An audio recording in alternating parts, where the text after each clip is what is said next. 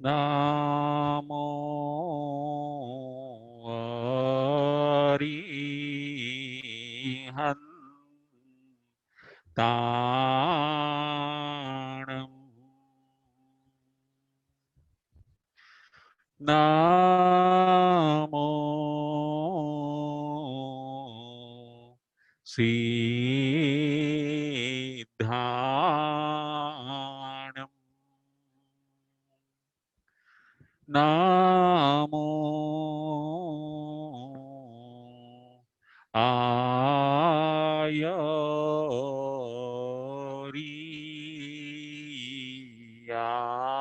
આયરિયાણં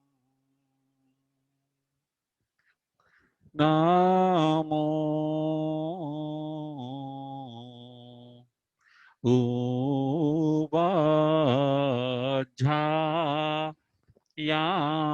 ઉવાજાયાણં નમો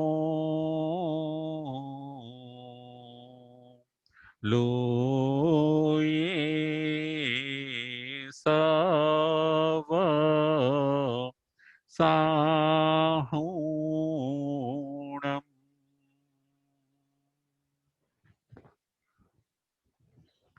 એસો પંચનમોકારો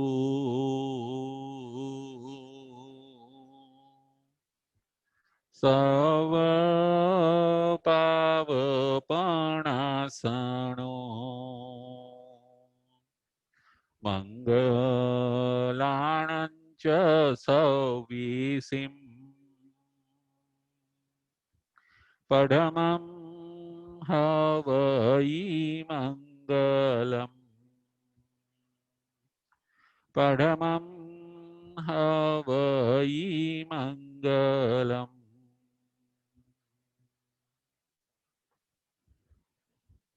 સિદ્ધાણં નમો કિચ્ચા સંજયાણં ચ ભાવૌ સંતિ સંતિ કરીલુયે પત્તો ગઈ મણુત્તરમ પત્તો ગઈ મણુત્તરમ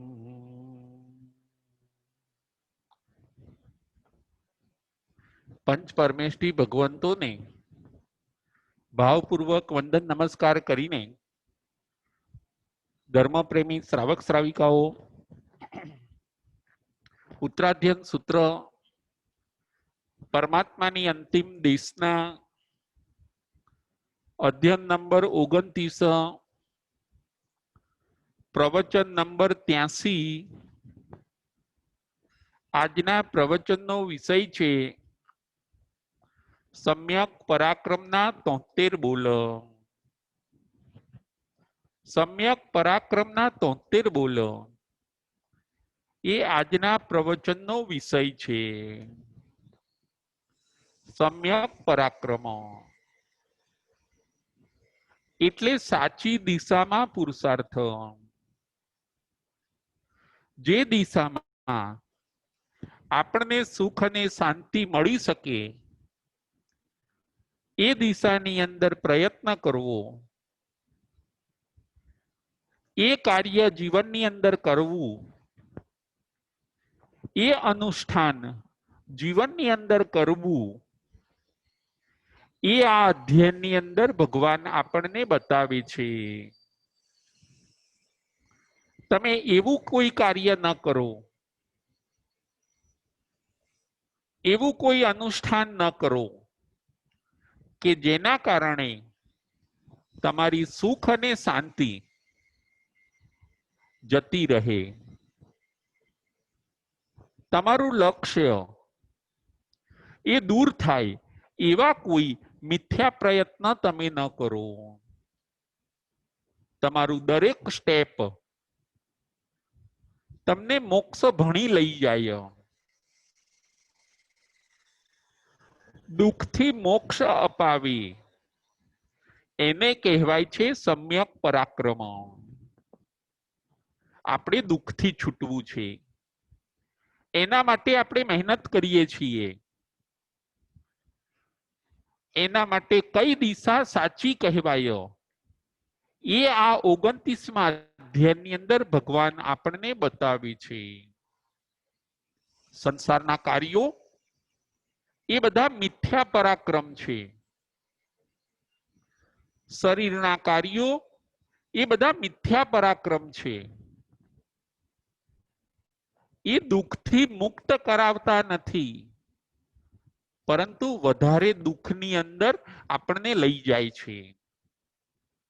જ્યારે ધર્મના કાર્યો, ધર્મના અનુષ્ઠાનો, શાસ્ત્રની વાતો, શાસ્ત્ર પ્રમાણેની આરાધના અને સાધના આપણને સુખ બાજુ લઈ જાય છે. એનાથી પણ આગળ આપણને શાશ્વત સુખ બાજુ લઈ જાય છે. જીવે એની અંદર પ્રયત્ન કરવા જેવો છે. મિથ્યા પરાક્રમને છોડીને હવે જીવે સમ્યક પરાક્રમ કરવાનું છે. આજના પ્રવચનની અંદર આપણે 6 બોલ ઉપર વિચાર કરવાનો છે.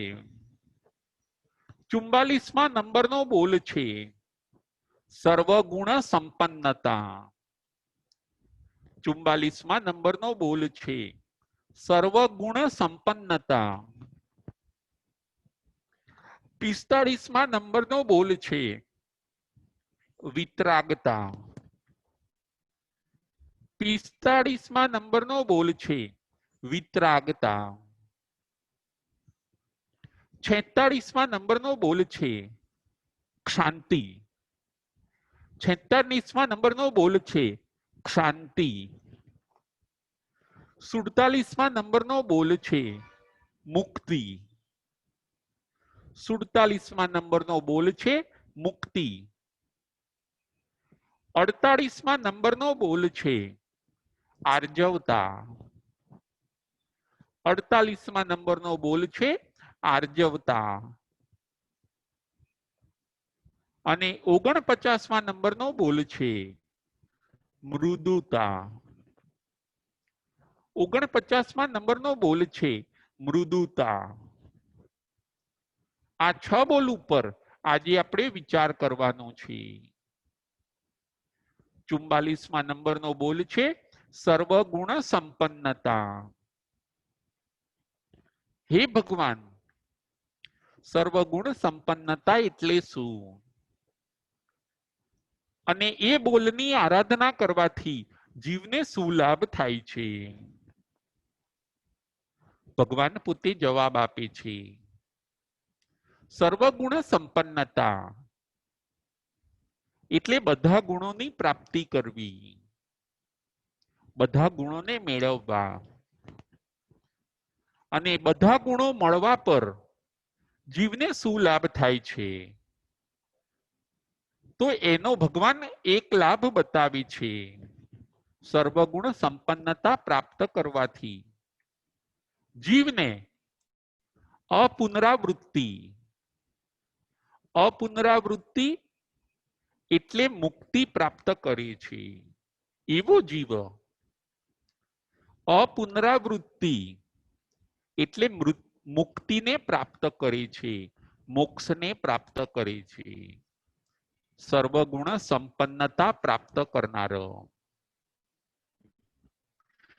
44મા બોલની અંદર ભગવાન કહે છે સર્વગુણ સંપન્નતા પ્રાપ્ત કરનારો. અપુનરાવૃત્તિ એટલે કે મોક્ષને પ્રાપ્ત કરે છે. મપુનરાવૃત્તિ, જુઓ આ શબ્દ નમોત્થુણમની અંદર આવે છે. એ જીવ મોક્ષમાં જાય છે, ત્યાંથી એ પાછો આવતો નથી. સર્વગુણ સંપન્ન જીવ. મપુનરાવૃત્તિ, અપુનરાવૃત્તિ, એ પોતે કૃતકૃત્ય બની જાય છે. એ પોતે સર્વગુણ સંપન્ન છે, મોક્ષમાં રહે છે. ત્રણેય લોક અને ત્રણેય કાળને જાણે છે, જુએ છે. નિષ્પ્રકંપ આત્મરમણતાની અંદર એ પોતે હંમેશા મોક્ષની અંદર રહે છે. સર્વગુણ સંપન્ન જીવ.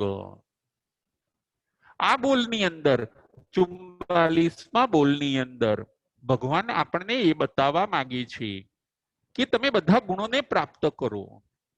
તમારા જીવનની અંદર બધા ગુણો હોવા જોઈએ. કોઈ ગુણ ન હોય એવું ન ચાલે. વિનય, વિવેક, વાત્સલ્યતા, મૈત્રી, પ્રેમ, જતું કરવાની ભાવના, સહન શક્તિ, તિતિક્ષા, ધીરજ, હિંમત, સાહસ, આવી રીતે તમે સર્વગુણ સંપન્ન બનો.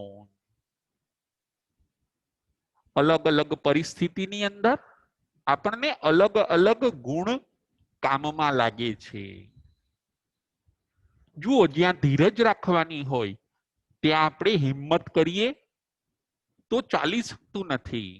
જ્યાં ધીરજ રાખવાની છે ત્યાં આપણે ધીરજ રાખવી જોઈએ, પેશન્સ. જ્યાં હિંમત કરવાની છે ત્યાં હિંમત ગુણ આપણામાં હોવો જોઈએ. જ્યાં લેટકો કરવાનું છે ત્યાં આપણી પાસે ક્ષમા ગુણ હોવો જોઈએ. જ્યાં આપણે વિનય કરવાનો છે તો આપણી પાસે ત્યાં વિનય ગુણ હોવો જોઈએ. ત્યાં બીજા ગુણોથી ચાલી શકશે નહીં.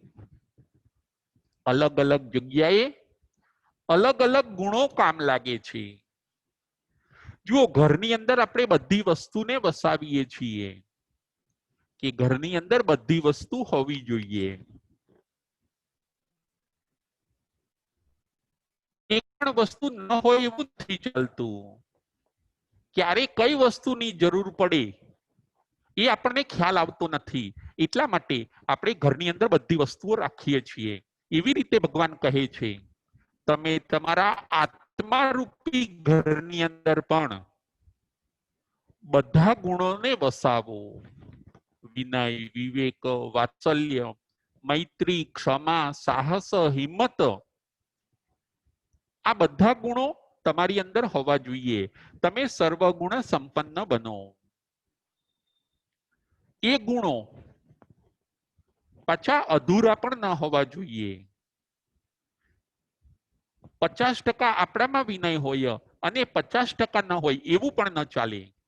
વિનય આપણા જીવનની અંદર 100% હોવા જોઈએ. સહન શક્તિ આજે આપણી પાસે છે, કાલે ન હોય એવું પણ ન ચાલે. સહન શક્તિ 100% હોવી જોઈએ.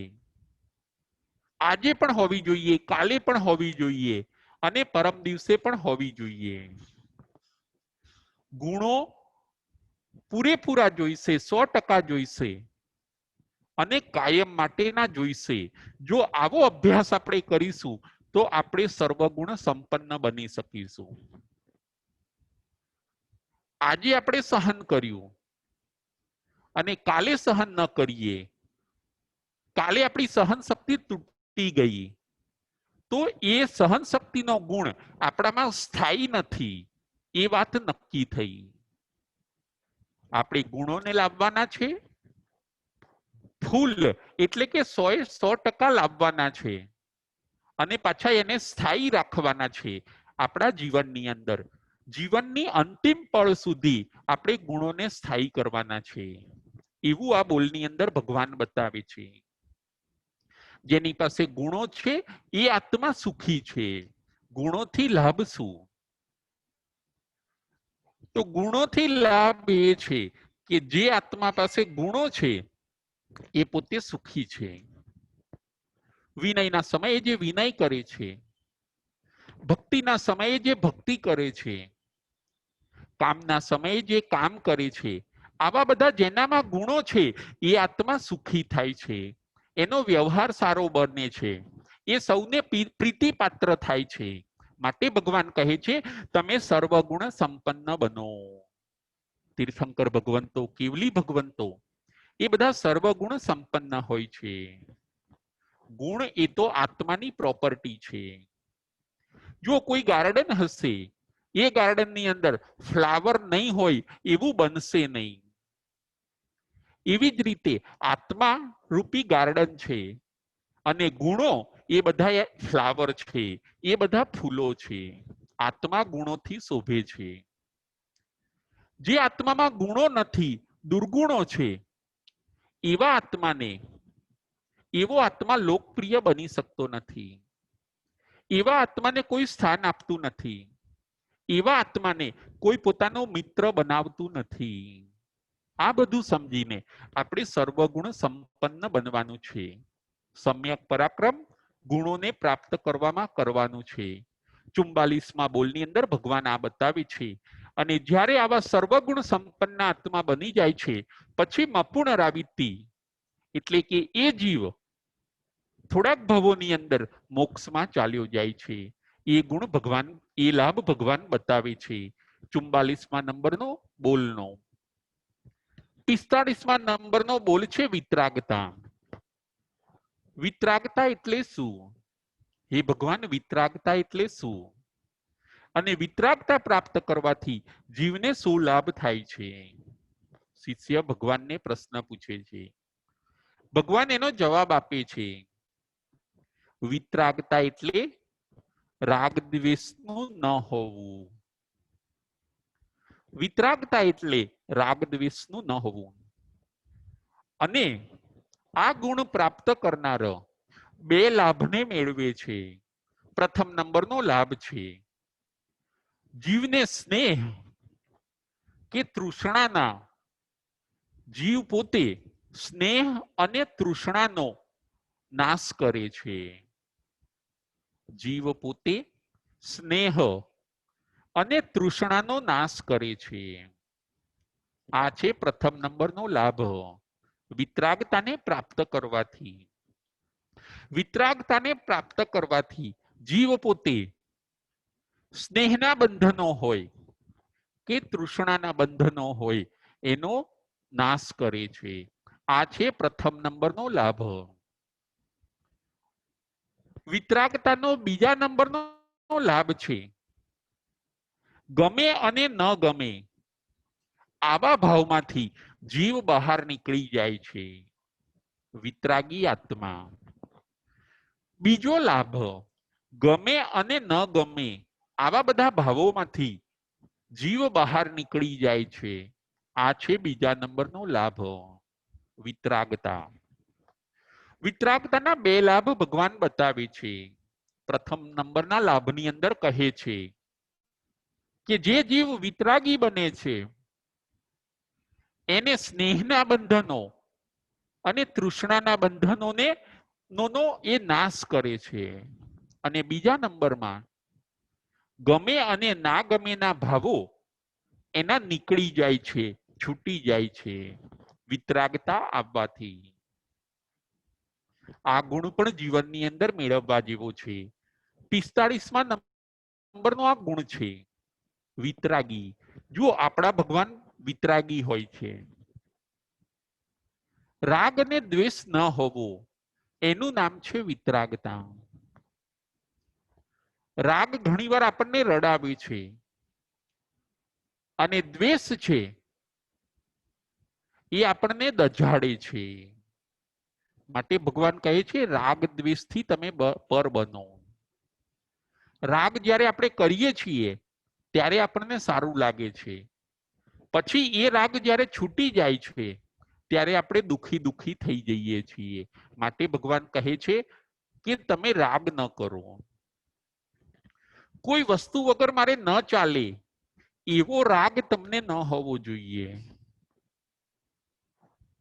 દરેક વસ્તુ વગર તમને ચાલી શકે એવો વૈરાગ્ય, અને એવા વૈરાગ્યમાંથી તમે વિતરાગતા બાજુ જઈ શકો.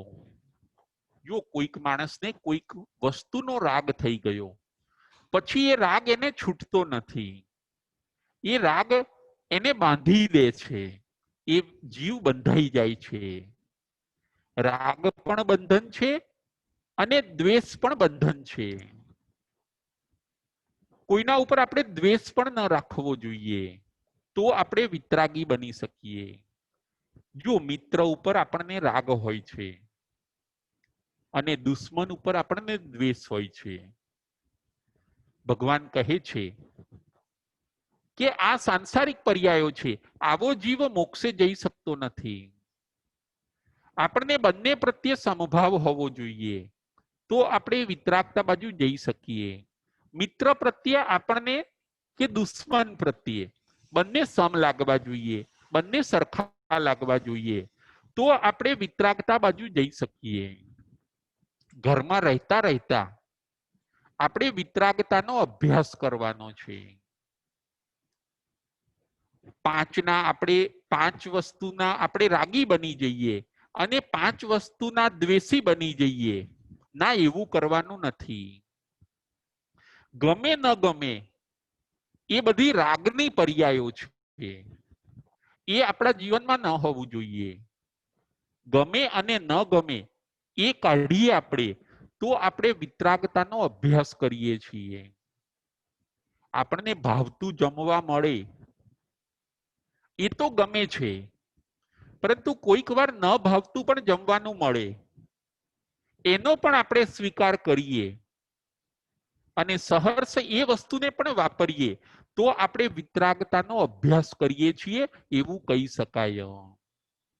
ચાલશે, ફાવશે, ભાવશે અને ગમશે, આવો જે અભ્યાસ કરે છે એ આત્મા વિતરાગી બની શકે છે. બીજા નંબરમાં કહેવામાં આવે છે કે ભેદભાવ ન રાખવો, એવો જીવ વિતરાગી બની શકે છે.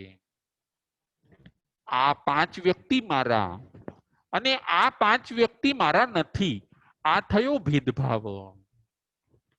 આ મારો પુત્ર છે, આ મારો પુત્ર નથી, આ થયો ભેદભાવ. ભેદભાવ પણ ન હોવો જોઈએ.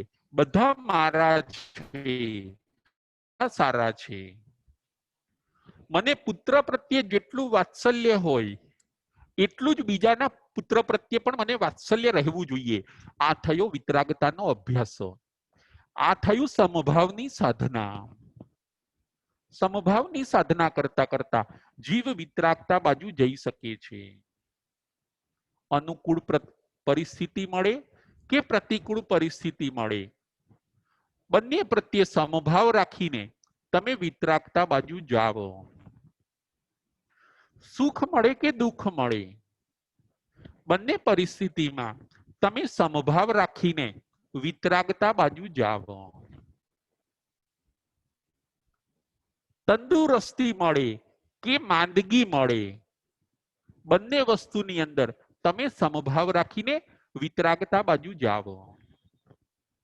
કોઈ માન આપે, કોઈ ખૂબ માન આપે અને કોઈ ખૂબ અપમાન કરે, છતાં બંને પ્રત્યે તમે સમભાવ રાખીને વિતરાગતા બાજુ જાઓ. એ બધી પરિસ્થિતિઓનો તમે સહર્ષ સ્વીકાર કરો.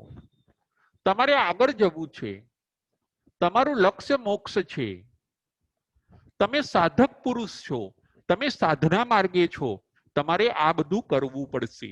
ભગવાન એમ કહે છે. આનંદ એમાં આવશે. જો તમે ઝઘડવા બેસશો, જો તમે રાગનું પોષણ કરવા બેસશો, તો તમે અટકી જશો, આગળ નહીં વધી શકો. પરિસ્થિતિઓ તો આવે અને જાય, ક્યાંય આપણે લેપાઈ ન જવું કે ક્યાંય ઝઘડો કરવા માટે તૈયાર ન થઈ જવું. પરિસ્થિતિ તો આવી અને જાય, આપણે આપણા લક્ષ્યની અંદર આગળ વધવાનું છે. કોઈના ઉપર આપણે ભેદભાવ ન રાખીએ. બધા સારા છે, બધા મારા છે. તીર્થંકર ભગવંતોના હૃદયની અંદર આ ભાવના હોય છે. બધા સારા છે, બધા મારા છે, અને બધા માટે ઘટતું કરવું એ મારી ફરજ છે. હું દરેકને પ્રેમ કરીશ, હું દરેક સાથે મૈત્રી રાખીશ, હું દરેકનું હિત વિચારીશ. આવો વિચારનાર એ પોતે વિતરાગી બની શકે છે. આપણે ઘરમાં રહેતા રહેતા વિતરાગતાનો અભ્યાસ કરવાનો છે. અને જે જીવ આવી રીતે વિતરાગી બને છે એ પોતે, કહેવાય છે કે રાગના બંધનો અને તૃષ્ણાના બંધનોને છેદી નાખે છે. ગમે અને ન ગમેના ભાવને એ પોતે છોડી દે છે અને લક્ષ્ય બાજુ આગળ વધે છે. આપણે પણ વિતરાગતાનો અભ્યાસ કરવાનો છે. આપણા ભગવાન વિતરાગી છે. અત્યાર સુધી રાગ દ્વેષ કરીને આપણે આપણું જીવન બહુ ખરડ્યું છે. અમુકને મિત્ર બનાવ્યા, અમુકને દુશ્મન બનાવ્યા, અમુકને પોતાના માન્યા, અમુકને પારકા માન્યા. આવું બધું ભેદભાવ વાળું જીવન આપણે જીવ્યા. પરંતુ ભેદભાવ વાળું જીવન હવે જીવવાનું નથી. હવે તો સમભાવ વાળું જીવન જીવવાનું છે. બધા મારા છે, બધા સારા છે. હું વિતરાગીનો વારસદાર છું. મારે પણ વિતરાગતાનો અભ્યાસ કરવાનો છે. અને અભ્યાસ કરનાર, પ્રેક્ટિસ કરનાર એ પોતે એક દિવસ વિતરાગી બની શકે છે. આપણે પણ આવી રીતે 45મા બોલની આરાધના કરીએ. 45મો બોલ હતો વિતરાગતા. 46મા નંબરનો બોલ છે શાંતિ. શાંતિ એટલે ક્ષમા. હે ભગવાન, ક્ષમા રાખવાથી જીવને શું લાભ થાય છે? શિષ્ય ભગવાનને પ્રશ્ન પૂછે છે. ભગવાન જવાબ આપે છે, ક્ષમા રાખવાથી જીવ પરિસહોને જીતી શકે છે. ક્ષમા રાખવાથી જીવ પરિસહોને જીતી શકે છે. એ લાભ ભગવાન બતાવે છે. તમે ક્ષમાની અંદર પુરુષાર્થ કરો. એ પુરુષાર્થ તમારો સમ્યક ગણાશે. ક્ષમા 43મા નંબરનો આ બોલ છે. પરિસહ આપણા ત્યાં 22 બતાવ્યા છે.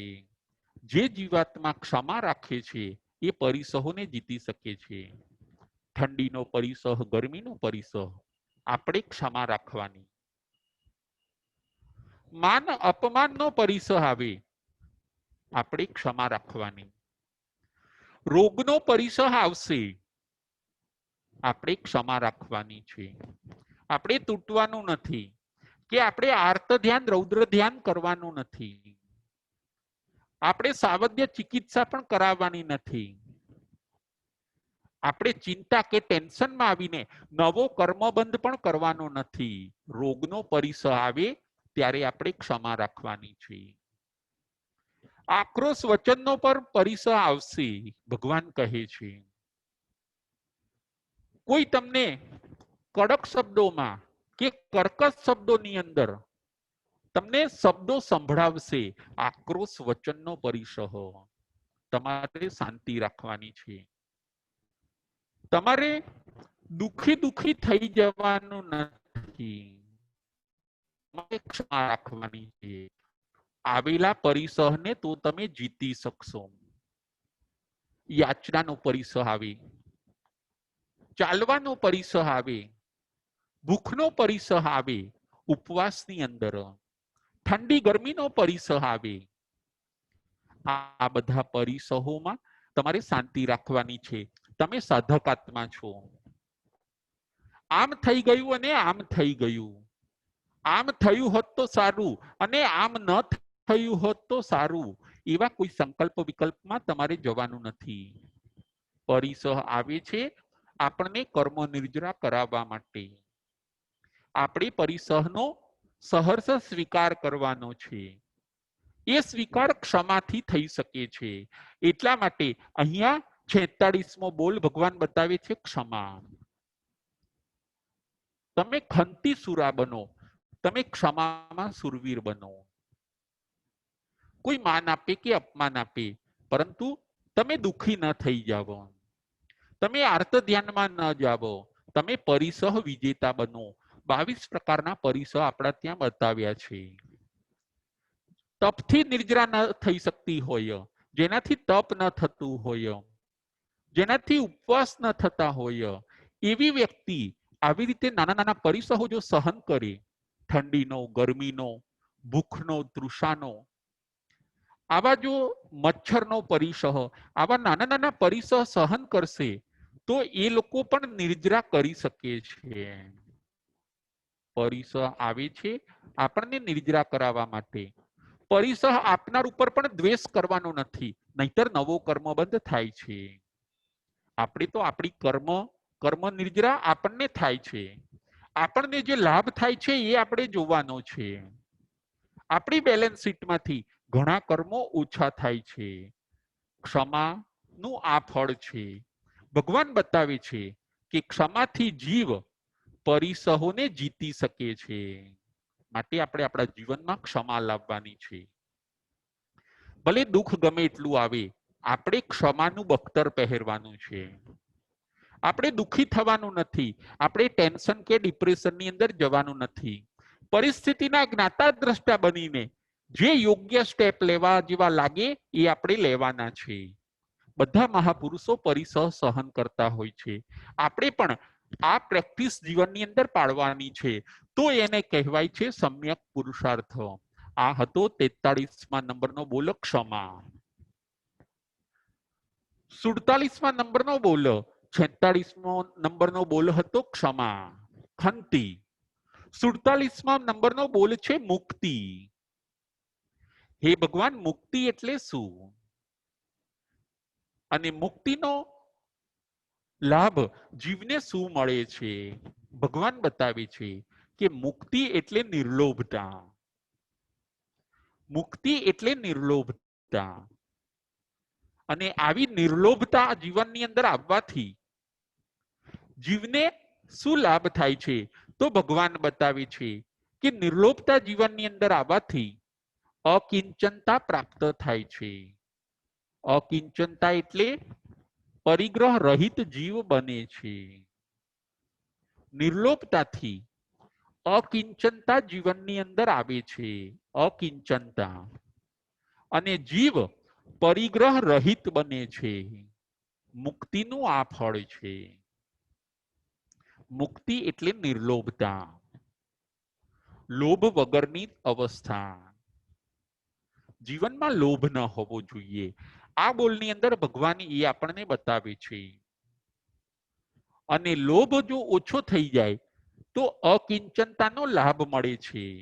મારે કંઈ જોઈતું નથી. પછી એવો જીવ પરિગ્રહ પણ કરતો નથી, કારણ કે એ સંતોષના ઘરની અંદર આવી ગયો. અકિંચનતા અને પરિગ્રહ રહિતપણું, આ લાભ મુક્તિના બોલની આરાધના કરનારને થાય છે. મુક્તિ એટલે નિર્લોભતા. આપણે લોભ ન કરીએ. લોભ જીતવાની હવે પ્રેક્ટિસ કરીએ. મારે કંઈ જોઈતું નથી. મને એક વસ્તુ મળે તો પણ ચાલે. જમવાની અંદર 5 વસ્તુ બહુ થઈ ગઈ, 15 હોવી જોઈએ એવું કોણે કીધું? એને કહેવાય છે લોભ. જેને જમવાની અંદર 15 વસ્તુ જોઈએ છીએ એ છે લોભ. જેને 5 જ વસ્તુ જોઈએ છીએ એને કહેવાય છે સંતોષ. આપણે સંતોષના ઘરની અંદર આવવાનું છે. આપણે લોભથી છૂટવાનું છે. એને કહેવાય છે મુક્તિ. 47મા નંબરનો બોલ છે મુક્તિ. મુક્તિ આપણે શેનાથી કરવાની છે? તો કે લોભથી કરવાની છે. દરેક વસ્તુ જોજો આપણને ઓછી પડે છે. કોઈ 2 વસ્તુ આપણને આપતું હશે તો આપણે એમને કહીશું કે તમારી પાસે જો વધારે હોય ને તો અમને 4 આપો. કોઈ 4 આપતું હશે તો આપણે 8 માંગીશું. આપણા ત્યાં કહેવત કીધી, લોભે લક્ષણ જાય. લોભ રાખવાથી જે રહ્યા સહ્યા જીવના લક્ષણ છે, સારી ટેવો છે, એ પણ બધી જીવની જતી રહેતી હોય છે. સારી ટેવો પણ જાય છે. લોભે લક્ષણ જાય. ભગવાન કહે છે લોભને તમે વિદાય કરી દો. સંતોષના ઘરની અંદર આવો. નહીતર લોભ તો કેવો કીધો છે કે લોભને તો આકાશ જેવો અનંત કીધો છે. સાધકોને પણ આ લોભ નડતો હોય છે. ભગવાન એમ કહે છે. સંતોને પણ ઘણીવાર આ લોભ નડતો હોય છે. લોભ છેક 10મા ગુણસ્થાનકે જાય છે. ક્રોધ માન માયા લોભ વહેલા જાય છે, પરંતુ લોભ તો છેક છેલ્લે જાય છે. સાધક પુરુષોને પણ આ લોભ નડતો હોય છે. ક્યાં કટકો, ક્યારે કટકો, હવે થોભી જાઓ, મારી પાસે છે એ બસ છે. કામથી સંતોષ રાખો, આરામથી સંતોષ રાખો, આળસ પ્રમાદથી સંતોષ રાખો, મોજ શોખથી સંતોષ રાખો, તો તમે મુક્તિ બોલનો અભ્યાસ કરી શકશો. તમારે નિર્લોભી બનવાનું છે. તમારે લોભી બનવાનું નથી. તમારે નિર્લોભતા બોલની આરાધના કરવાની છે. તમારે મુક્તિ બોલની આરાધના કરવાની છે. વધારે તમારી પાસે હોય તો જરૂરિયાત વાળાને તમે શેર કરી દો અને સંતોષના ઘરની અંદર આવી જાઓ. આવું કરનાર જીવ અકિંચનતા ને પ્રાપ્ત કરે છે. હવે મારે કંઈ જોઈતું નથી. અને એવો જીવ પરિગ્રહને પણ ઘટાડે છે. પાંચમું પાપ છે પરિગ્રહ. એ પરિગ્રહથી પણ એ જીવ વિરામ પામે છે. કલેક્શન પણ એ કરશે નહીં, કારણ કે એ સંતોષના ઘરની અંદર આવી ગયો. મારે આટલું જ જોઈએ, મારે આમ જ જોઈએ. ભગવાન કહે છે દરેક વસ્તુમાં તમે સંતોષ રાખો તો તમે મુક્તિ બોલની આરાધના કરી શકશો. આપણે લોભથી મુક્ત બનવાનું છે. આ હતો 47મા નંબરનો બોલ. 48મા નંબરનો બોલ છે આર્જવતા. આર્જવતા એટલે શું? અને આર્જવતાથી જીવને શું લાભ થાય છે? ભગવાન કહે છે આર્જવતા એટલે સરળતા. અને આ સરળતાથી જીવને બે લાભ થાય છે. પ્રથમ નંબરનો લાભ છે એવો જીવ કોઈને ઠગતો નથી. એવો જીવ કોઈને ઠગતો નથી. બીજો લાભ છે ધર્મનો આરાધક બને છે. આર્જવતાની આરાધના કરનારો ધર્મનો આરાધક બને છે.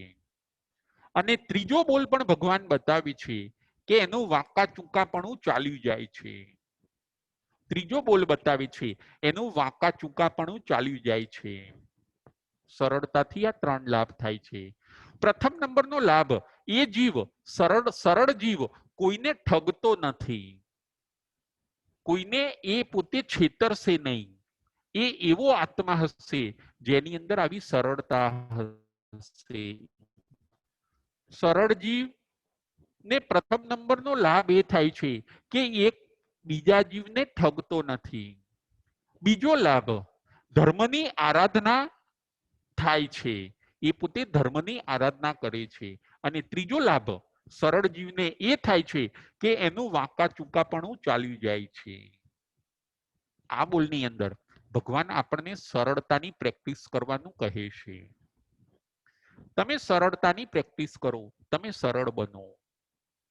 આર્જવતા એટલે સરળતા. તમે કહો કંઈક અને કરો કંઈક. ના, આ બધું કરવાથી સંસાર વધી જશે. તમારી કરણી કંઈક અને તમારું બોલવાનું કંઈક, તો આ બધું કરવાથી તમારો સંસાર વધી જશે. આ સરળતા નથી. સરળતાનો વિરોધી શબ્દ બતાવ્યો માયા કપટ. માયા કપટને આપણે જેમ જેમ છોડતા જઈએ એમ એમ આપણે સરળ બનતા જઈએ. સરળ બનવાનું આ બોલની અંદર આપણને ભગવાન કહે છે. માયા કપટ, ચોરી કરવી એ પણ માયા કપટ છે.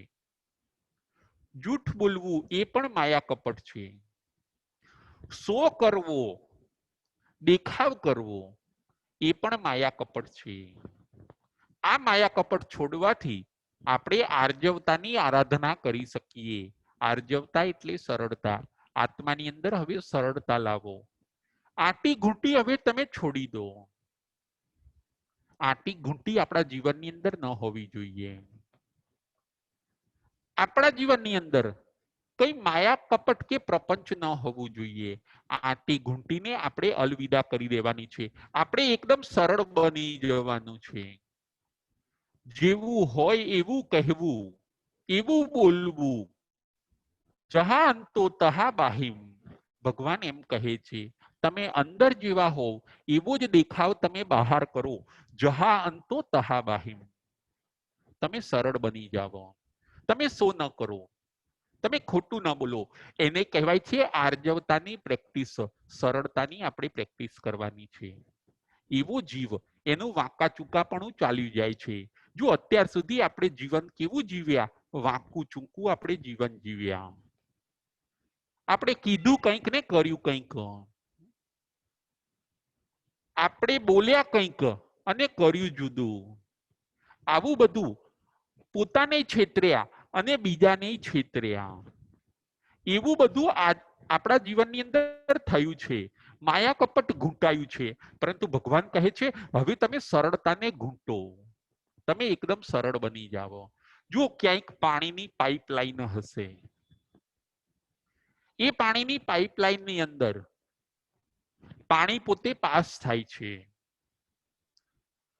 જ્યાં વળવાનું આવે છે ત્યાં પાણી વળી જાય છે. તો એ પોતે પાસ થતું થતું એ પોતે બહાર નીકળી જાય છે. ટાંકીમાંથી બહાર નીકળી જાય છે પાણી. જ્યાં વળવાનું આવ્યું પાઇપલાઇનની અંદર ત્યાં એ પોતે વળી જાય છે. બીજી વાર વળવાનું આવ્યું તો ત્યાં પણ વળી જશે. જ્યાંથી નીકળવાનું આવ્યું ત્યાંથી નીકળી જશે. પાણી પોતે સરળ બને છે. પાઇપ પ્રમાણે પોતાનું જીવન બનાવી દે છે. પાઇપ પાતળી હશે તો પાણી પણ પાતળું બની જશે, સરળ બની જશે. એનો સરળતા ગુણ એને ટાંકીમાંથી બહાર કાઢે છે પાણીને. જો એ જ પાઇપલાઇનની અંદર કોઈક પથ્થરો નાખે, કોઈ પથ્થર નાખે, તો એ પથ્થર પાઇપલાઇનમાંથી પાસ થશે નહીં. નળમાંથી એ પથ્થર બહાર નીકળશે નહીં. કેમ? કે એ પથ્થર પોતે ફિક્સ રહ્યો, એ સરળ ન બન્યો. એ પોતે સરળ ન બન્યો. જ્યાં વળવાનું હતું ત્યાં એ વળ્યો નહીં, એટલે પથ્થર બહાર ન નીકળ્યો. આપણે સરળ બનવાનું છે.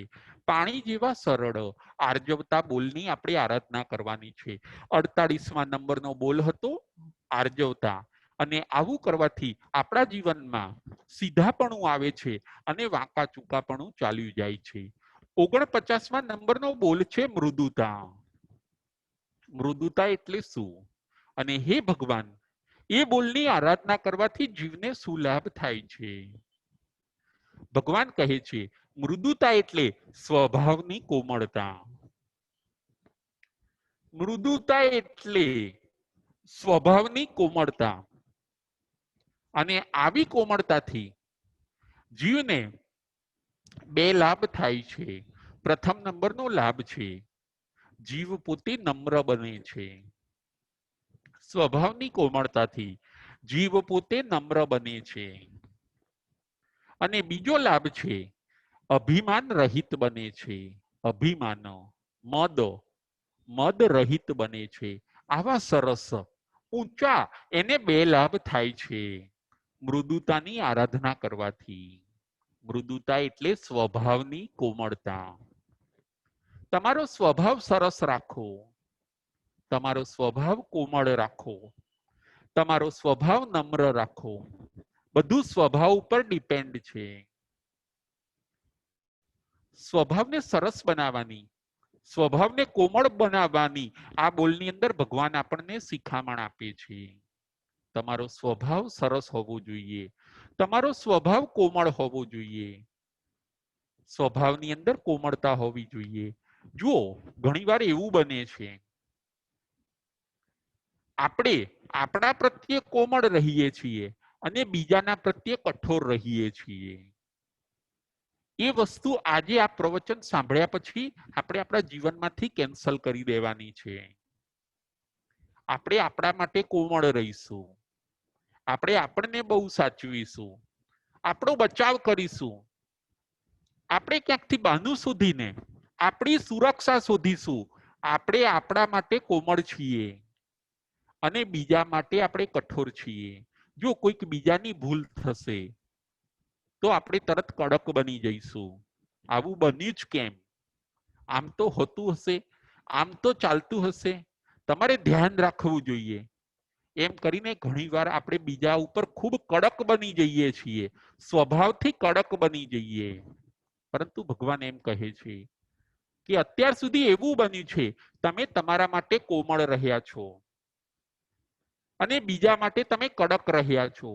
પરંતુ હવે આજથી ઊંધું કરો, તમારા માટે તમે કડક બનો અને બીજા માટે કોમળ બનો. તો તમે મૃદુતા બોલની આરાધના કરી શકશો. બીજાની પણ ભૂલ થઈ શકે, જેમ મારી ભૂલ થાય છે એમ બીજાની પણ ભૂલ થઈ શકે. મારે શાંતિ રાખવાની છે, એ વ્યક્તિને ફરી સમજાવવાનું છે, એ વ્યક્તિને મારે ટ્રેન કરવાની છે. આવી રીતે જીવનની અંદર કોમળતા કોમળતા અને કોમળતા તમે લાવો. તમે કોમળ બનો. બીજા પ્રત્યે તમે કોમળ બનો, પરંતુ બીજા પ્રત્યે તમે કઠોર ન બનો. સ્વભાવની અંદર કોમળતા લાવો. આપણા માટે આપણે કઠોર બનીએ અને બીજા માટે કોમળ બનીએ, એવું હવે આપણે કરવાનું છે. આપણાથી કંઈક ભૂલ થઈ જાય તો આપણે એને પનિશમેન્ટ આપવાની કે આવું કેમ ચાલે, તું આટલા ટાઈમથી વ્યાખ્યાનો સાંભળે છે, તે આટલા ટાઈમથી તું વાંચન કરે છે, આવું કેમ, તને હજી રાત્રિ ભોજન પણ છૂટતું નથી, આવું ન ચાલી શકે. તમે તમારા માટે કડક બનો, ભગવાન એમ કહે છે. તમે તમને ઠપકો આપો, તમે તમને પનિશમેન્ટ આપો, તમે ઉપવાસ આદિ કરીને તમે પનિશમેન્ટ લો, તમે તમારા માટે કડક બનો જો આગળ વધવું હોય તો, અને બીજા જીવો માટે તમે કોમળ બનો. બીજા જીવો માટે કોમળ પણ ક્યારેક બનીએ, વળી એ જીવને આગળ લઈ જવા માટે થોડાક કડક બનીએ. બીજા જીવો પ્રત્યે આપણે આવો વ્યવહાર રાખવાનો છે. જો શ્રીફળ હશે, એ શ્રીફળ બહારથી કડક હોય છે અને અંદરથી કોમળ હોય છે. એ શ્રીફળ, એનું જે ફળ ખરું એ અંદરથી સોફ્ટ હોય છે, પોચું હોય છે. બસ એવી જ રીતે કોઈક વાર કદાચ આપણે કડક બનવું પડે અનુશાસનની અંદર. ઘણીવાર આપણે મોટા હઈએ તો થોડું કડક બનવું પડે, તો પણ ભગવાન કહે છે તમે શ્રીફળ જેવા કડક બનો. અંદરથી હૃદયથી તો તમે કોમળતા રાખો. આવું કરવાથી 49મા નંબરના બોલની આરાધના થાય છે, મૃદુતા. મૃદુતા એટલે સ્વભાવની કોમળતા. અને સ્વભાવ કોમળ રાખવાથી જીવને બે લાભ થાય છે. એક તો જીવ નમ્ર બને છે, અને બીજું એનું અભિમાન એટલે કે ઈગો ચાલ્યો જાય છે. આવા સરસ 6 બોલ આજે આપણે જોયા છે. આ બધામાં પ્રયત્ન કરવો, એને કહેવાય છે સમ્યક પરાક્રમ. આપણે સર્વગુણ સંપન્ન બનવાનું છે. વિતરાગતાનો અભ્યાસ કરવાનો છે. ક્ષમાની અંદર આપણે પ્રેક્ટિસ કરવાની છે. મુક્તિની અંદર પણ આપણે પ્રેક્ટિસ કરવાની છે. આર્જવતા અને મૃદુતાને લાવવા માટે, એને વધારે સ્થિર કરવા માટે પણ આપણે સોલિડ પ્રયત્ન કરવાના છે. આવું કરનાર જીવ સમ્યક પરાક્રમ કરે છે, એમ કહે છે ભગવાન. એના લાભ એને પુષ્કળ મળે છે. આપણે લાભાન્વિત બનવું છે, પરંતુ આપણે લાભથી વંચિત નથી બનવું. ઉત્તરાધ્યન સૂત્રની અંદર પરમાત્મા આવા સુંદર ભાવોને બતાવે છે. આવા બધા સુંદર ભાવોને આપણે પણ જીવનની અંદર લાવવાના છે, સમજવાના છે અને જીવનની અંદર ઉતારવાના છે. જે આત્માઓ આવા ભાવોને સાંભળશે, સમજશે અને પોતાના જીવનની અંદર ઉતારશે, એ ચોક્કસ પોતાના આત્માનું કલ્યાણ કરશે. બોલો મહાવીર સ્વામી ભગવાન કી જય.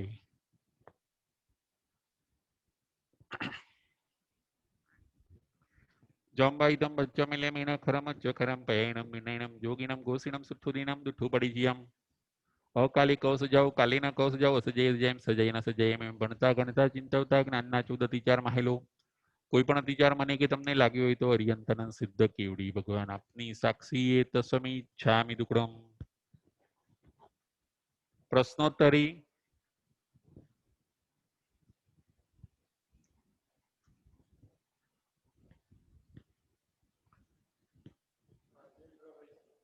રાજેન્દ્રભાઈ સંઘવી. જય જીનેન્દ્ર દાદુભાઈ. જય જીનેન્દ્ર. સાતામાં. હા, સાતામાં. હવે આ જો સંતોના 10 ગુણ બતાવ્યા છે આપણામાં. હા, એ જ બોલ છે ને બધાને? એ જ છે. ક્ષમા છેલ્લા 4 એ છે 6 માંથી. બરાબર. છેલ્લા 4 જ્યોતિબેન. હા, બરાબર. એનો અભ્યાસ કરવાનો છે જ્યોતિબેન, એની પ્રેક્ટિસ કરવાની છે આપણે પણ. બરાબર છે. ખ્યાલ આવ્યો?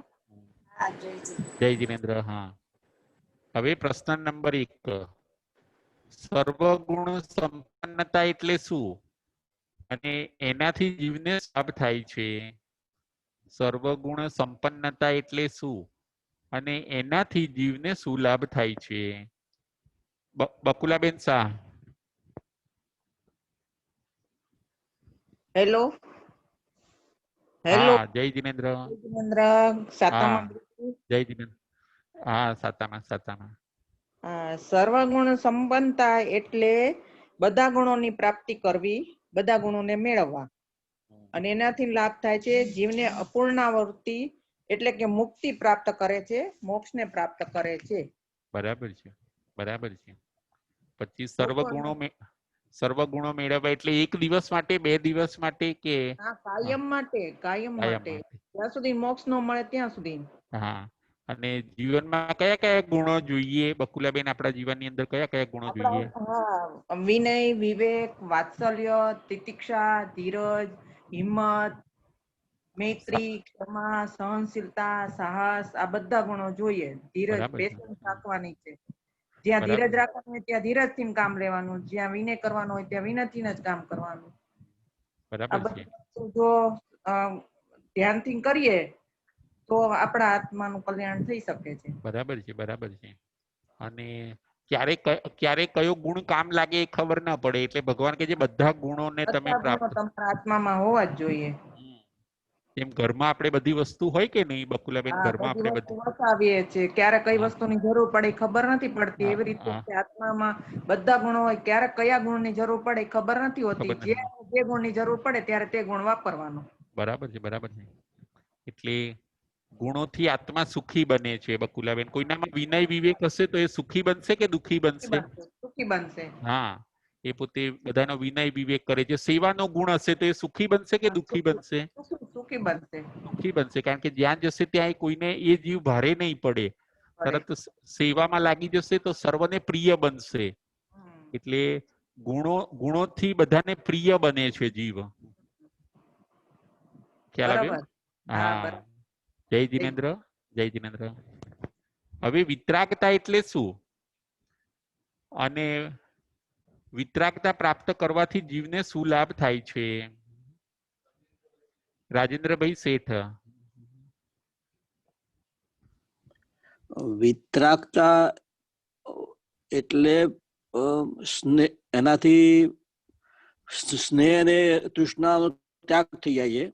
બરાબર. અને ગમે કે ના ગમે એવા ભાવથી આપણે છૂટી જઈએ છીએ. કોઈ ભેદભાવ ના રાખવો જોઈએ એવી રીતે. બરાબર છે, બરાબર કે બધા સારા છે, બધા મારા છે.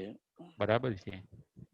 અને આ વિતરાગતાનો આપણે અભ્યાસ કરવાનો રાજેન્દ્રભાઈ. આપણને 5 વસ્તુ ગમે ને 5 વસ્તુ ન ગમે એવું નહીં રાખવાનું. માનો કે બધું ગમાડવાનું. હા, બધું ગમાડવાનું કે ભાઈ નહીં. અને એ સમભાવથી વિતરાગતા બાજુ જઈ શકાય છે રાજેન્દ્રભાઈ. અરે બરાબર. આપણને શું મિત્ર પ્રત્યે રાગ રહેશે રાજેન્દ્રભાઈ? આજે મેં હા, કીધું એ જનરલી બધા કોમન થઈ ગયા આપણે. હા, મિત્ર પ્રત્યે જેવો રાગ છે ને રાજેન્દ્રભાઈ, કે સ્નેહ છે, એવો સ્નેહ આપણને બધા ઉપર હોવો જોઈએ રાજેન્દ્રભાઈ. બરાબર. થોડું અઘરું પડે પણ હા, તમે તો સંભાવ કહેવાશે. બરાબર. જેમ મિત્ર આવશે ને તો આપણે તરત જમવા બેસાડી દઈશું રાજેન્દ્રભાઈ. કોઈ આપણું કામ હશે તો કેન્સલ કરી દઈશું, માનો કે. અને બસ ભગવાન કહે છે કે એમને જોઈને તમે કેમ રાજી થાવ છો, એવી રીતે બધાને જોઈને તમારે રાજી થવાનું કે. બરાબર. આ તો ઠીક. એવી રીતે પશુ પક્ષી હોય, કોઈ પણ જીવો હોય, બધા સારા છે, બધા મારા છે. હવે સંભાવની તમે આરાધના કરતા જાઓ, વિતરાગતા બાજુ આગળ વધો. તમે કોઈના ઉપર ભેદભાવ નહીં રાખવાનો, ભેદભાવ નહીં રાખવાનો. બરાબર. સાચી વાત છે. સામાયિક કર્યું અને વ્યાખ્યાનમાં કોઈ બીજો અજાણ્યો માણસ આવી જાય તો આપણે ના ગમે. ઓળખીતા જોડે બોલાવીએ. ઓળખીતા જોડે બોલાવીશું, જગ્યા કરી આપીશું. એકવાર આપણે બસ ની અંદર ક્યાંય જતા આવીએ તો જાણીતો આવશે તો આપણે બેઠક ખુરશી આપી દઈશું. અજાણે આવશે તો નહીં આપીએ. ભગવાન કે છે કે ના. તો આ તો રાગદ્વેષ વાળી અવસ્થા થઈ. ભગવાન કે છે બરાબર. એટલે કે તમે વિતરાગતાને ઘૂંટો કે તમારા માટે બધા સરખા હોવા જોઈએ. જેમ માતા હોય ને શેઠ રાજેન્દ્રભાઈ, જોજો તમે, આપણી મધર હોય ને એના માટે બધા સંતાનો સરખા હોય. સાચી વાત છે. બસ એવી રીતે તમે સાધક છો, તમારા માટે બધા સરખા. કોઈ મારા ને કોઈ મારા નહીં, આવી રીતે કે તમારે ભેદભાવ નહીં રાખવાનો કે. બરાબર છે. જય જિનેન્દ્ર. જય જિનેન્દ્ર. હવે આગળ ક્ષમા એટલે શું અને ક્ષમા રાખવાથી શું લાભ થાય છે? ક્ષમા એટલે શું અને ક્ષમા રાખવાથી જીવને શું લાભ થાય છે? રાજેન્દ્રભાઈ સંઘવી.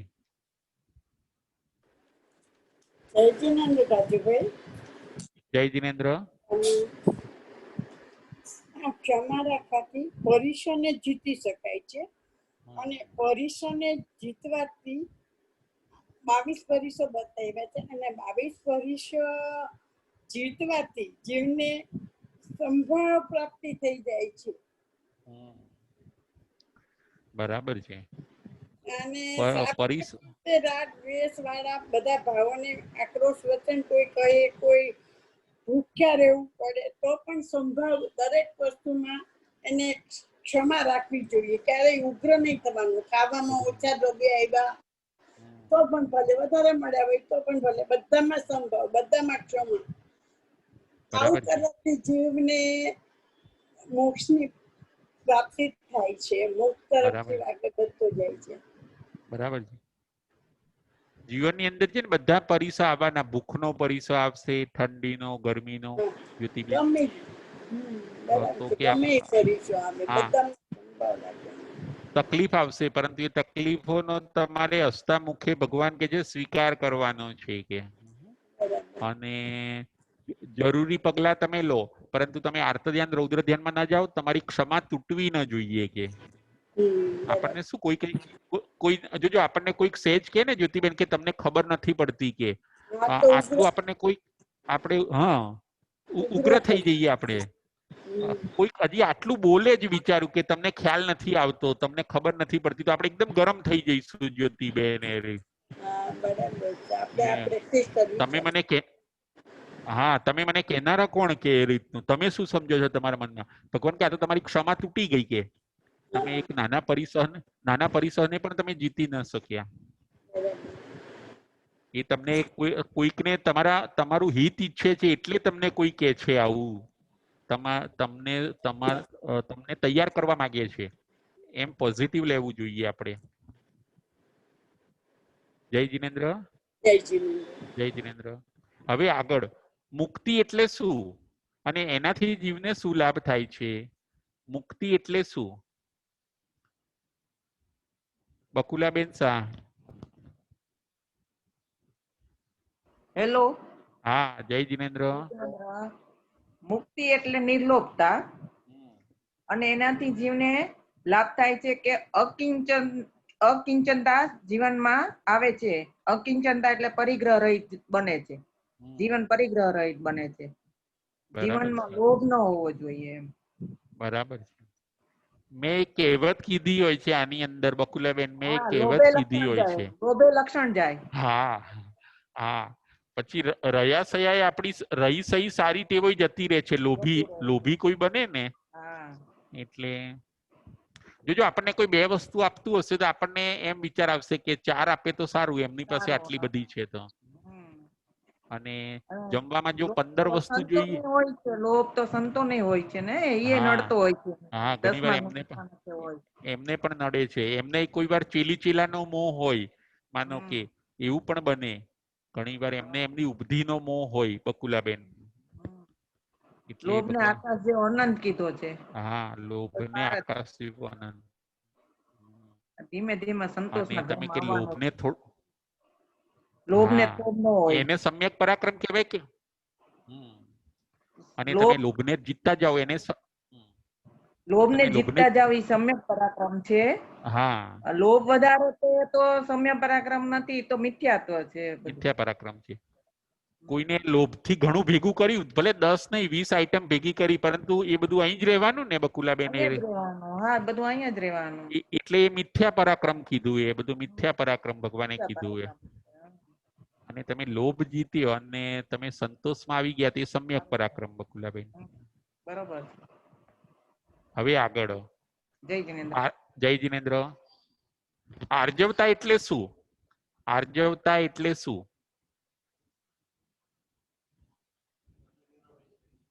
આર્જવતા એટલે શું?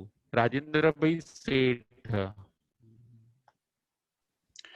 આર્જવતા એટલે સરળતા, સરળ થવાનું. આપણે એનો તમે એક્ઝામ્પલ આપે તો પાણીનો.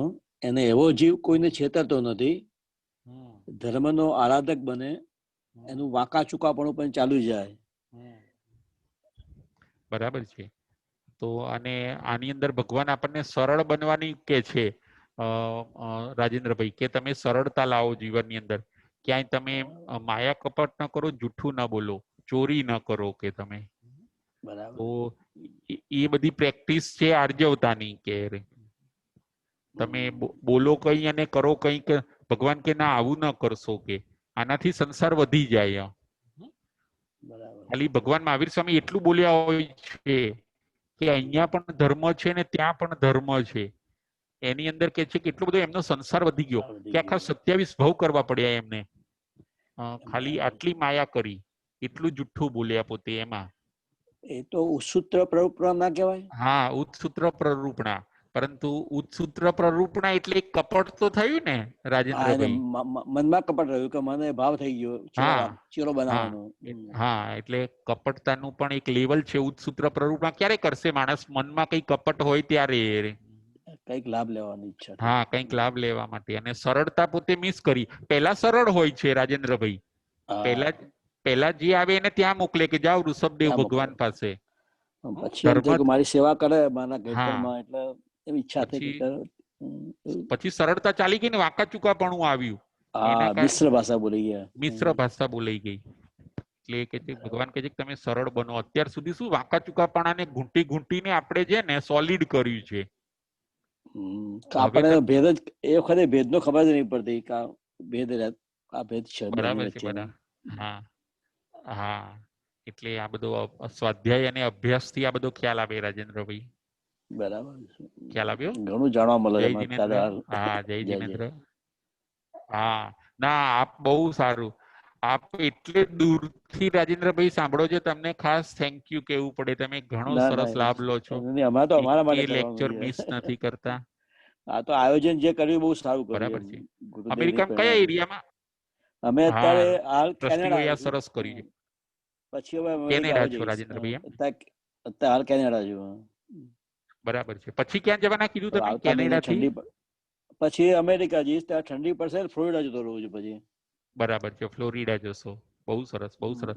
તમે છેક પહેલેથી છેલ્લે સુધી રહ્યા રાજેન્દ્રભાઈ. બહુ થેન્ક યુ તમને ખાસ કહેવાનું. મારે તો ગમે તો ઉઠી જ જવું. અત્યારે મારે 7 વાગે, હવે 6 વાગે થયું તકલીફ પડશે. 2 તારીખથી હા, ટાઈમ બદલાશે મારા પાસે અહીંયા. અત્યારે કેટલા વાગ્યા છે ત્યાં?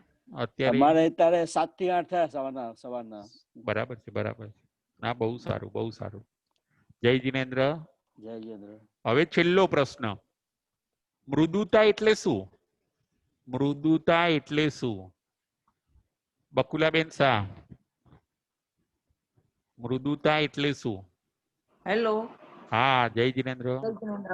મૃદુતા એટલે સ્વભાવની કોમળતા. અને એના લાભ જેના સ્વભાવમાં કોમળતા આવે તે જીવ પોતે નમ્ર બને છે અને બીજું અભિમાન રહિત બને છે. બરાબર છે. સ્વભાવમાં કોમળતા લાવવી જોઈએ, બસ. ખાસ તો નમ્રતા અને કોમળતા. આપણા માટે કઠોર અને બીજા માટે કોમળ નહીં બનવાનું, પણ બીજા માટે કોમળ અને આપણા માટે કડક બનવાનું, કઠોર બનવાનું. કેમ કે અત્યાર સુધી શું હતું બકુલાબેન? આપણે આપણા માટે કોમળ હતા. અત્યાર સુધી તો આપણા જીવને, શરીરને પંપાળી એવું રાખ્યું કોમળ બનાવીને કે વાત ન પૂછો. હવે આ સમજાણું, આટલું સાંભળ્યા પછી એટલું બધું સમજાણું છે કે વાત ન પૂછો. બરાબર છે, બરાબર છે. બધાના નસીબ એટલા સારા બકુલાબેન. અમને તો એટલો આનંદ થાય છે ને, આ જે આયોજન કર્યું છે ને એના માટે ખૂબ ધન્યવાદ. જેને કર્યું છે ને ખૂબ ખૂબ ધન્યવાદ. બરાબર છે. કેમ કે આટલું સરસ અમે તમને ક્યારેય સાંભળવા જ ન મળત. તો બરાબર છે, બરાબર છે. આપણને આ વેકેશનમાં બધું લાભ મળી ગયો. આ બધું કોરોનાની અંદર ને લાભ મળી ગયો. લોકડાઉન અમારા માટે તો સફળ બન્યું. ઘર બેઠા ગંગા એવું થઈ ગયું બકુલાબેન. ઘર બેઠા ગંગા. કદાચ ઉપાસ જાત ને તો એકાદ દિવસ કઈક કારણથી પડી જાય કે કઈક કામ છે. આ તો અત્યારે તો રેગ્યુલર એમ થાય કે ગમે તે કામ હોય 4:30 તો બેસી જવાનું. હા, બહુ સારું. જેમ તમે લાભ લો છો એ ઘણા બધા ક્યાંયથી, જેમ હમણાં પેલા રાજેન્દ્રભાઈ હતા, એ છે કે અમેરિકાથી અત્યારે સવારે વહેલા 7 વાગે ઉઠી જઈને સાંભળે બકુલાબેન. લોકો તો ઘણું સારું કહેવાય એમ. એટલું વહેલું ઉઠીને કરવું એટલે નિત્ય કાર્ય પતાવીને બેસી જવું એટલે સારું કહેવાય. અમેરિકા, યુરોપ, ક્યાંય બધા સાંભળે છે બકુલાબેન. પણ બહુ મોટો લાભ બધાને મળી ગયો આ આયોજન કરવાથી. બહુ સારું છે. આ બધા અમારા ટ્રસ્ટી મંડળનો ખૂબ આભાર છે. ખૂબ ખૂબ આભાર, ખૂબ ધન્યવાદ એમને તો જેટલા અમારા આપીએ એટલા ઓછા. અમારા ટ્રસ્ટી મૌલેશભાઈ છે ને, એમણે બહુ ટ્રાય કર્યો, બકુલાબેન એમણે. સરળ સ્વભાવી હશે. બરાબર છે, બરાબર છે. પોતે સરળ સ્વભાવી હોય ને એટલે ધર્મ પમાડવાની એમને ઘણી લાગણી હોય કે મારે ધર્મ બધાને પમાડવો જ છે. અને કોઈ વિઘ્ન ના આવીને સરસ ચાલ્યું બકુલાબેન આ બધું. સરસ થયેલું, સરસ થયેલું. એટલે આ મૃદુતાની અંદર એ કહે છે કે અત્યાર સુધી આપણે છે ને આપણા માટે કોમળ હતા બકુલાબેન, કંઈક આપણી ભૂલ થાય ને તો આપણે બચાવ કરી લઈએ બકુલાબેન એ રીતનું. અને જો બીજાની થાય ને તો આપણે એના ઉપર કડક બની જઈએ કે ધ્યાન રાખવું જોઈએ ને, આમ કરવું જોઈએ ને, એમ આપણે કરીએ બકુલાબેન. હા, સાચી વાત છે.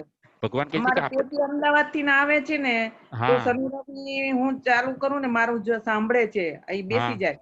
બરાબર છે. અત્યારે પાઠશાળા જોઈન્ટ કરી છે શ્રેણીની પરીક્ષા માટે. તો એને નથી ફાવતું, ઈ કે રાજુભાઈ જેવું નથી મજા આવતી, કે આમાં નથી મજા આવતી. મેં કીધું ભલે મજા આવે તો તારે શીખવું તો પડશે જ તે ગમે તે. કેટલી ઉંમર છે એમની? ઉંમર કેટલી છે? એ 22 વર્ષ છે. હા, તો સમજી શકે, પોતે આ બધું સમજી શકે. પણ જે છે ને એમાં બધું બધા સાથે સાથે બોલે છે ને, નથી ફાવતું. ઓલું એક જ જણ આપતા હોય ને કન્ટિન્યુ સમજાય ને વ્યવસ્થિત થાય. આ બધા વચ્ચે વચ્ચે બોલે, જવાબ આપે, નથી મજા આવતી. એમ કે છેલ્લે બરોબર છે, પ્રશ્નોત્તરી કરો, પેલા સમજાવી લો પછી. હા, બરાબર છે. ના, આપણું આ સરસ ગોઠવાઈ ગયું છે બકુલાબેન. બહુ સરસ ગોઠવણ, બહુ સરસ ગોઠવણ. એટલે બસ મૃદુતાની અંદર ભગવાન એ કહે છે કે આપણે ભૂલોની, આપણે ઘણી ભૂલો કરીએ છીએ, તો આપણે આપણો બચાવ બહુ કરીએ અને બીજાને ભૂલ થાય તો આપણે એને શિક્ષા કરીએ બકુલાબેન. હવે કે તમને શિક્ષા કરો કે તમે શ્રીફળ જેવા બનવાનું. બરાબર છે, બહુ સરસ. જય જિનેન્દ્ર, જય મહાવીર. મહાવીર.